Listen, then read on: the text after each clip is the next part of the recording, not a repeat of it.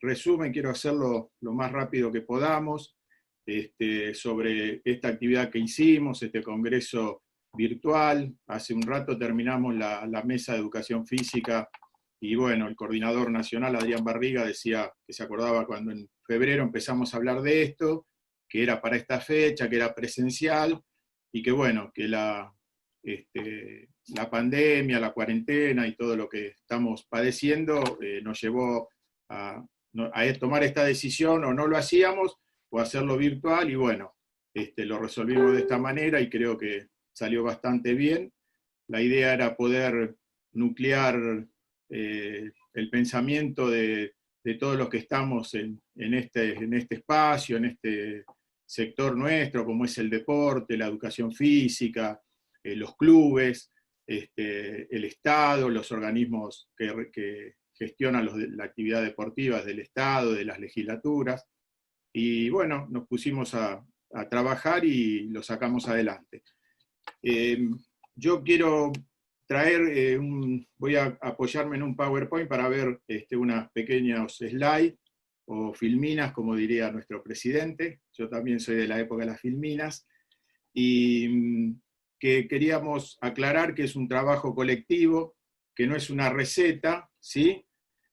Sino que son convicciones que nosotros tenemos de lo que se debe hacer en este espacio, y también fundamentalmente que está construido por un grupo de argentinos de buena voluntad, que queremos aportar para que las cosas mejoren desde nuestro sector, y además porque estamos muchos de nosotros profundamente comprometidos con el éxito de este gobierno.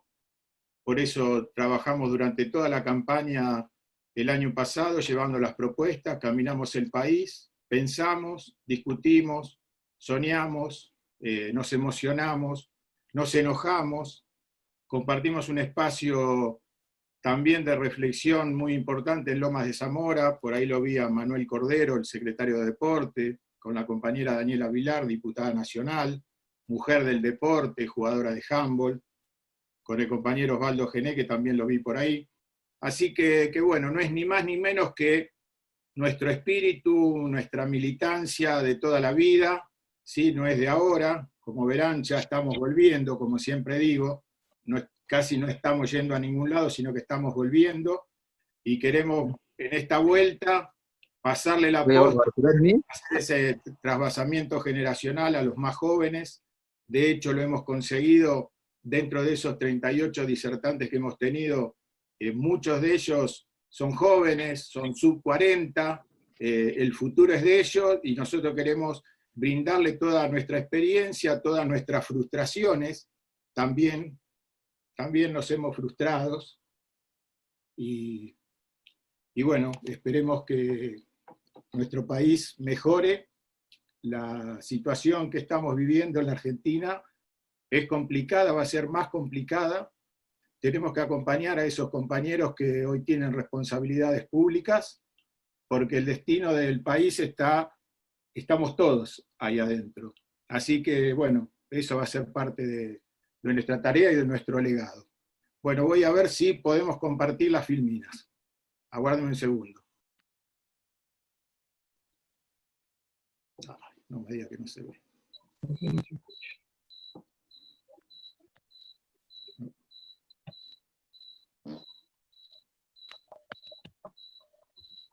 No sale Face. Aguárdenme un segundito, porque tuvimos acá uno.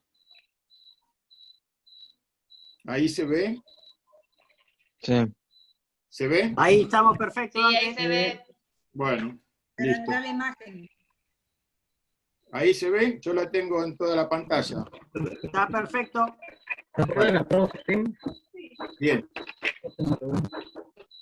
Bueno, como decía, no quiero dar una receta, no queremos dar una receta, ¿sí? Queremos apoyarnos en el marco de esta charla en unas palabras claves que hemos construido desde siempre, estamos convencidos de eso, y que son el federalismo, la participación, el profesionalismo, la integración y la actividad física. Y pensamos y decimos que como decía este señor que vemos acá, que si buscar resultados distintos no haga siempre lo mismo. Entonces, pensamos que hasta este año de pandemia es un año que está borrado de la historia, por lo tanto acá estamos hablando de la pandemia para atrás, ¿sí? De acá para adelante será otra historia, habrá que construirla, pero este era el diagnóstico que nosotros teníamos, que el deporte argentino es una gran ensalada, hay estructuras superpuestas, hay presupuestos escasos. También nos preguntamos si hay presupuestos escasos. Hay falta de coordinación entre distintas áreas, hay falta de federalismo en las tomas de decisiones, es jerarquizado el deporte y la actividad física, y hay déficit de actividad física escolar. Tenemos todos estos organismos que algo tienen que ver, hay muchos más, otros un poco menos, pero tenemos la Secretaría de Deporte de la Nación, que pretendieron hacer la agencia, tenemos la Confederación Argentina del Deporte, que se escindió y armaron otra que es la CONDEPA para dividir, tenemos al Comité Olímpico, tenemos al ENAR, al COPAR, al Observatorio Nacional del Deporte, que está dentro de una ley que no se cumple, pero existe y está. Está el Instituto Nacional de Deporte y la Actividad Física, está el CONADE, están las secretarías provinciales, municipales. Por lo tanto, pensamos que para construir una política pública tenemos que pensar en 10 años, como todo el mundo lo dice, y no es una novedad lo que estamos hablando, y que esa política pública nos trascienda a nosotros, a los funcionarios de turno, a los compañeros que les ha tocado esta gestión, para que los que vengan también la puedan continuar, que no sea partidaria, más allá de que la pensemos desde nuestras convicciones y de nuestras procedencias y de nuestros orígenes y de nuestras historias, que trascienda un gobierno, pero que esté fortalecida precisamente en la construcción de todos los actores de la comunidad deportiva. Por eso nosotros desde este espacio, de un tercer sector, aportamos una parte de lo que pensamos que se debería hacer, no la síntesis de lo que se debería hacer. Entonces, que esa política pública pueda ser la acción entre las acciones del gobierno, de este y del que venga, y de la demanda de los ciudadanos, en este caso de nosotros, de la comunidad deportiva. Pensamos que la política deportiva tiene que estar sustentada en 3 subsectores, como son el deporte, la educación física, y antiguamente siempre agregábamos la recreación. Este concepto viene modificándose desde hace muchos años, o algunos años, pero precisamente con la pandemia mediante irrumpió mucho más, que es la salud, el tercer sector que creemos que debe tener. Y ahí dentro de esos 3, la recreación jugando también como un articulador. Y bueno, y esta es nuestra lucha permanente con nuestros compañeros políticos que llegan a los cargos, ¿sí? Que es hacerlos partícipes y que se tomen en carne propia el deporte como parte de la agenda pública. Creemos que todavía no está esto construido, este pensamiento de esta manera, por eso nos cuesta tanto a veces hacerles entender en el buen sentido a los funcionarios, a los legisladores, a los intendentes, a los gobernadores, de la importancia que tiene esto para construir una sociedad mejor. Y dentro de esa importancia que le damos al juego y al deporte, nos apoyamos en 3 pilares que son la escuela, la familia y el club. Y también hacemos eje en el sistema educativo, porque también hemos tenido una división entre la educación física y el deporte. En algunas épocas han caminado de la mano, allá por los 50, por eso podemos retrotraernos a esa época y ver la cantidad de ciudadanos que estaban federados en las distintas federaciones, hacían deportes, la población cómo accedía al deporte, porque había un proceso unificado entre la escuela, el deporte, y caminaban de la mano. Después esta historia no fue así, entonces nosotros insistimos con que la escuela sea la base central de la práctica deportiva junto con la educación física. Bueno, el sistema educativo en la Argentina todos lo conocemos, que es público, es privado, que tiene jornada simple, jornada completa. Por lo tanto decimos que hay muchos espacios diversos para que haya actividad deportiva y formativa orientada al juego. y que a partir de la ley de financiamiento educativo, entre el 2005 y 2010 se había hablado de llegar a un 30% de estudiantes escolarizados, y esto no ha sido así. Por lo tanto, la mayoría hoy de los alumnos nuestros asisten a jornada completa, y acá tenemos unos datos de un trabajo que lo vi por ahí también, formidable, que ha hecho el magíster Fernando Laíño, con la socióloga Yanina Tuñón, en la Universidad Católica, con el Observatorio de la Deuda Social, sobre el déficit de la población. Entonces, nos hablan acá en esa encuesta que tenemos, con datos del año 2014, que el 66% de la población concurre a escuelas de gestión pública y jornada simple. De ahí el déficit que encontramos. Acá tenemos dos gráficos también del déficit de oportunidad de socialización escolar y extraescolar, ¿sí? Y vemos que son cifras alarmantes, porque hay un 58% de déficit de actividad física en actividades extraescolares, y hay un 71% de déficit de actividad de encuentros deportivos en la actividad escolar. Bueno, acá están reflejados esos datos, y que estos casos se acentúan, ¿sí?, en las escuelas de gestión pública y jornada simple, ya que tienen un solo estímulo, y se acentúan mucho más en las escuelas de asentamientos urbanos o barrios populares. Y sin embargo, a pesar de todo ese déficit de actividad física que reflejan ese trabajo que se ha hecho, nosotros vemos que hay mucha oferta deportiva. Entonces la pregunta es, ¿por qué tenemos ese déficit? Si tenemos clubes, tenemos cooperativas, tenemos sindicatos, sociedades de fomento, ONG, entidades religiosas, tenemos los grupos sociales que cada vez se organizan más en este sector también. Y después tenemos toda la oferta nacional, provincial y municipal. Sin embargo, a pesar de todo esto, nos arrojan esos porcentajes de inactividad física. Entonces, pensamos así en macro, en un pensamiento macro, que el déficit se genera o se produce, o una de las causas es que de la actividad deportiva privada en el ámbito del mercado es cara, es costosa, ¿sí? A pesar de que hay mucha oferta, es muy costosa, que las organizaciones comunitarias también tienen su cuota social de sostenimiento de la actividad, de sostenimiento de su organización, por lo cual también para algunos sectores está vedado, y que además todos esos programas sumamos los estatales, nacionales, provinciales o municipales, que si bien son gratuitos, también analizamos y vemos cómo se entrecruzan con propuestas, recursos, horarios, con lo cual los hacen ineficientes y discontinuos.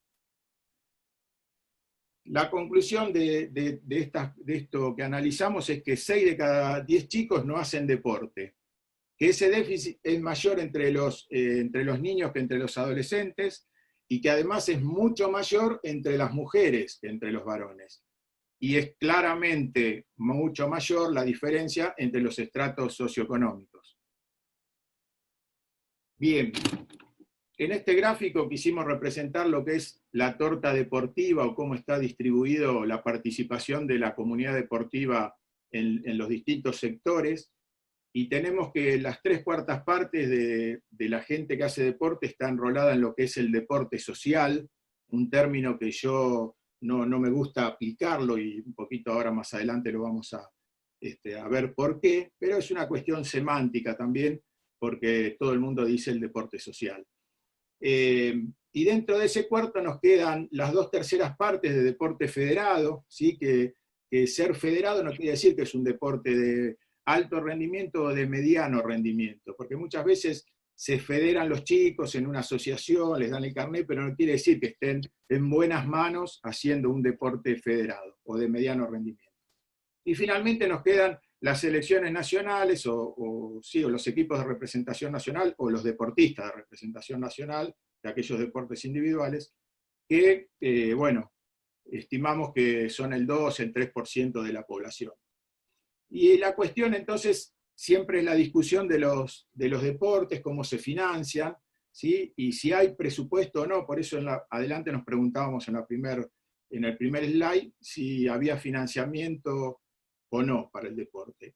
Y nosotros vemos que los estados financian al deporte, todos los estados, el nacional, el provincial, los municipales, que las empresas privadas también financian al deporte, algunas con cifras importantes y otras el pequeño supermercado del barrio que nos compró las camisetas y nos puso en el pecho de los chicos el nombre, también aporta. Las federaciones también reciben aportes desde sus entidades internacionales para programas de desarrollo, que por ahí a veces no son tan bien implementados, pero también tienen. Y finalmente tenemos el ENAR como ente mixto, que si bien cambió esto cuando se derogó el aporte de la Telefónica, hasta ese momento, que fue hace 2 o 3 años atrás, el ENAR era también un órgano de financiamiento del deporte. Hoy eso está dentro del presupuesto del Estado, o sea que tendríamos que correrlo al lado. Entonces, ¿cuántos presupuestos que podríamos articularlos, públicos o privados, en una política que esté consensuada?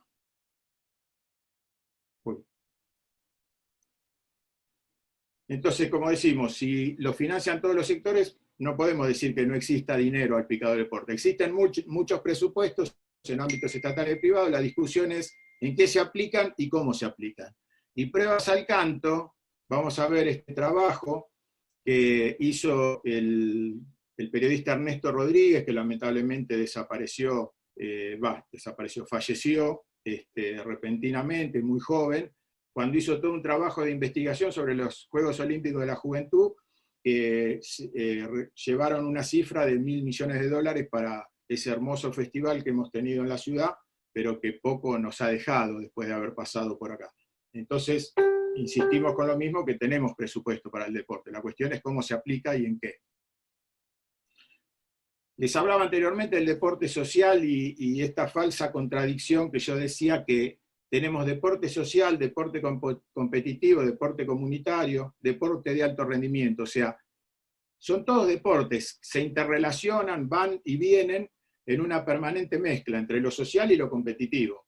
Según la etapa del deportista o la deportista de su vida, puede estar haciendo deporte social, puede pasar al deporte competitivo, puede estar en el deporte educativo, como de hecho vemos del trabajo que está haciendo Emiliano Ojeda con FEDUA en lo que es el deporte universitario, chicos que hacen deporte federado, pero a través de su universidad participan del deporte educativo. Entonces, esto de dividirlo tajantemente, yo estoy en el deporte social o estoy en el competitivo, por ahí está perdiendo razón de ser.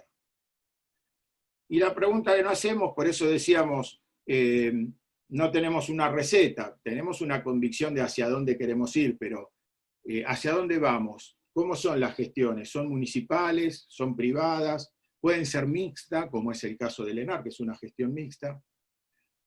Y sí creemos que no se puede no articular con estas dos áreas tan importantes como es la salud y la educación, más que con el turismo, ¿sí? El deporte va de la mano de la educación y de la salud. ¿Y por qué decimos? Porque creemos que la salud son factores de protección para nuestra sociedad y la educación son herramientas de cambio. Entonces, también creemos que en esta época, ¿sí? En el siglo XXI ya entrado bastante avanzado, no se puede más crecer con el voluntariado, sino que necesitamos profesionalizar el deporte. Educación con capacidad de gestión en todas las áreas, que haya posibilidad de planificar, de administrar políticas, programas a mediano y largo plazo. Acá, cuando hablamos de programas, acá estamos hablando de políticas deportivas, políticas públicas, y yo suelo escuchar siempre el error que es cuando se habla de elaborar una política, y si vamos a hacer el campeonato o el torneo de este o del otro. Y ahí solamente estamos hablando de un programa que va a viabilizar acciones para lograr una política deportiva que puede ser incluir una población que no estaba haciendo determinada actividad. Entonces, no confundir los programas con las políticas a llevar adelante. Y entonces decíamos que al comienzo de la charla, que las políticas públicas debían ser el entrecruzamiento de la gestión pública con los deseos o las necesidades de la comunidad.